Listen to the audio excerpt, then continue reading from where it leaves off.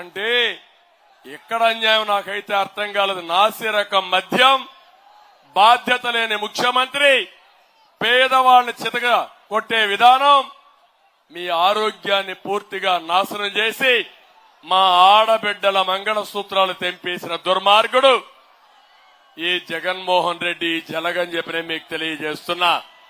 అన్ని విధాలా దోచుకున్నారు. నేను ఒక విషయం ఇక్కడ అడుగుతున్నా, మీరు అందరున్నారు. పాపాల పెద్దిరెడ్డి కూడా ఇక్కడ ఒకడున్నాడు. మొత్తం మీరు చూస్తే ఆయన ఎమ్మెల్యే, ఆయన తమ్ముడు ఇంకోటి ఇక్కడ ఎమ్మెల్యే, ఆయన మంత్రి, ఆయన కొడుకు ఎంపీ. ఏం వరగబెట్టారు తమ్ముళ్ళు అని మిమ్మల్ని అడుగుతున్నా. ఇక్కడ ఎంపీ ఏమైనా పనులు చేశాడా? మీకు జరిగాయా? మీకు ఒక్కవి జరిగాయి కొన్ని. మీ వెరైటీస్ ఇక్కడే ఉంది. ఇది దోచుకున్న దొంగ ఎవడని అడుగుతున్నా మిమ్మల్ని. ఎవరు ఎవరు మీ ఊర్లో వెరైటీస్ ఉంటే దాన్ని పూర్తిగా కొల్లగొట్టి వందల వేల కోట్ల రూపాయలు దోచేసిన వ్యక్తి. ఇదే కాదు, ఇక్కడ ఎర్ర చందనం ఉంది. ఎర్ర చందనానికి ముఠా నాయకుడు ఎవడని మిమ్మల్ని అడుగుతున్నా. ఎవరని మిమ్మల్ని అడుగుతున్నా. అంటే నేనున్నప్పుడు ఎర్ర చందనాన్ని కంట్రోల్ చేశాం. కిరణ్ కుమార్ రెడ్డి గారు కంట్రోల్ చేశారు. స్మగ్లర్ని ఎక్కడికక్కడ నియంత్రణ చేసి ఈ ఎర్ర చందనం అనేది ప్రజల ఆస్తి.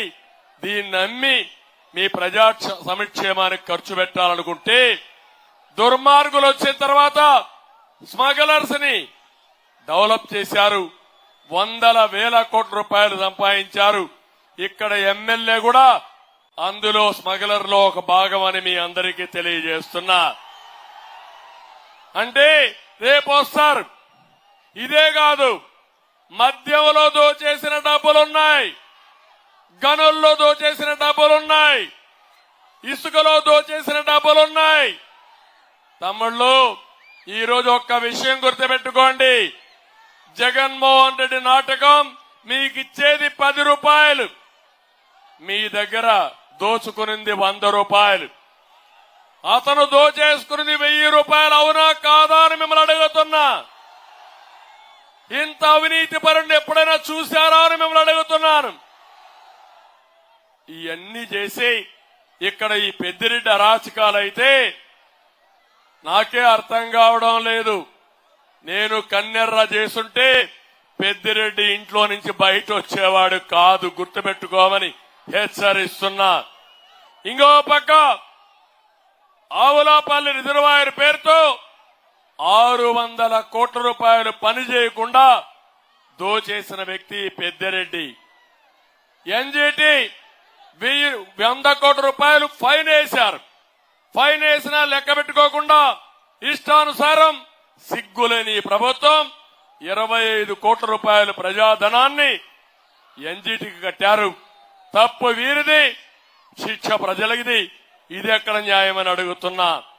హందిరి నీవా పనులు పూర్తి చేయలేదు. నేను అడుగుతున్నా, ఈ కోడూరు ప్రాంతంలో గాలేరు నగిరిపైన పనులైనాయా తమ్ముళ్ళు అని అడుగుతున్నా. నీళ్లు వచ్చాయా అని మిమ్మల్ని అడుగుతున్నా. వచ్చే ఆలోచన చేశారా అని నేను అడుగుతున్నా. ఈ రోజు మీరు చూస్తే ఇక్కడ నీళ్లు తేకుండా పేర్లలుగా హందిరి నీవాకి గండికోట్ నుంచి ఇంకో ప్రాజెక్టు శాంక్షన్ చేసి పెద్దిరెడ్డి 1500 కోట్లు పనులు చేయకుండా కొట్టేశారు. ఇవన్నీ నేను చెప్పాం, పోరాడాం.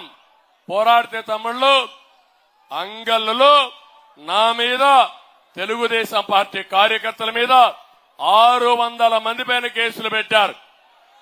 ప్రతి ఒక్క కార్యకర్త పైన కేసులు పెట్టారు. నేను ఒకటే సవాలు విసురుతున్నా. పెద్దిరెడ్డి, నీ పని అయిపోయింది, నీ కుటుంబ పాలన అయిపోయింది. ఇక్కడ ప్రజల్ని చూశారు. నీ దోపిడీకి అంతం పలుకుతావని ఈ కోడూరు సభలో చెప్తున్నా. నీ దగ్గర డబ్బులున్నాయి, మా దగ్గర ప్రజాబలం ఉంది. ప్రజాబలం ముందు నీ డబ్బులు ఏమీ పని చేయవు. రేపు ఎలక్షన్ లో 10,000 ఇస్తాడు తమ్ముళ్ళు, సిద్ధమా అని అడుగుతున్నా. కొవ్వెక్కిపోయింది, బలిసిపోయాడు. ఇది బలుపు కాదు, వాపు మాత్రమే. ఇక్కడుండే మిథున్ రెడ్డి ఇక్కడి నుంచి పిఠాపురం వెళ్లి అక్కడ పవన్ కళ్యాణ్ ఓడిస్తాడంట. బచ్చా, ఓడిస్తావాను?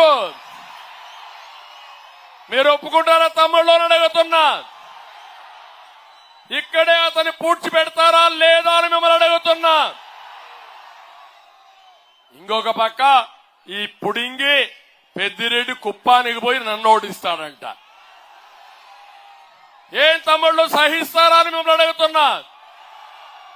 నడమంత్రి స్థిరొస్తే కొవ్వెక్కిపోయి ఇష్టానుసారంగా ప్రవర్తిస్తే ఇక్కడ ఉపేక్షించడానికి ఎవరు లేరు. ఇటు మా జన సైనికులు సిద్ధంగా ఉన్నారు, అటు తెలుగుదేశం పార్టీ కుటుంబ సభ్యులు సిద్ధంగా ఉన్నారు, ఇంకో పక్క బీజేపీ సభ్యులు సిద్ధంగా ఉన్నారు. నిన్ను నీ కుటుంబాన్ని రాబోయే రోజుల్లో రాజకీయంగా భూస్థాపితం చేయడానికి మా వాళ్ళు సిద్ధంగా ఉన్నారని చెప్పి తెలియజేస్తున్నా. ఇంకో పక్క నేను అడుగుతున్నాను, ఈరోజు జగన్మోహన్ రెడ్డి కొత్త డ్రామాకు వచ్చాడు. ఈ విషయం కూడా మీరు ఆలోచించాలి. ఇది చాలా ముఖ్యమైన విషయం. జగన్మోహన్ రెడ్డి ఈ సైకో ప్రతి ఒక్క ఎన్నికలకు ఒక ఇష్యూ తీసుకొస్తాడు.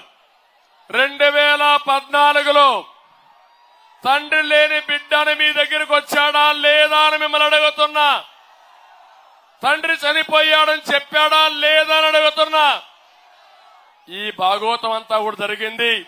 ఇది ఒక చరిత్ర. ఈ చరిత్రలో నేనున్నా, మా కిరణ్ కుమార్ రెడ్డి గారు కూడా ఉన్నారని చెప్పి నేను మీ అందరికీ తెలియజేస్తున్నా. మీకు ఒక అవగాహన ఉండాలి.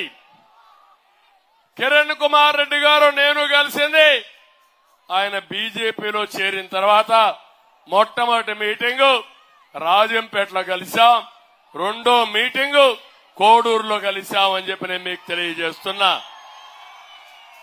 మేము రాజకీయాల్లో విభేదించుకున్నాం.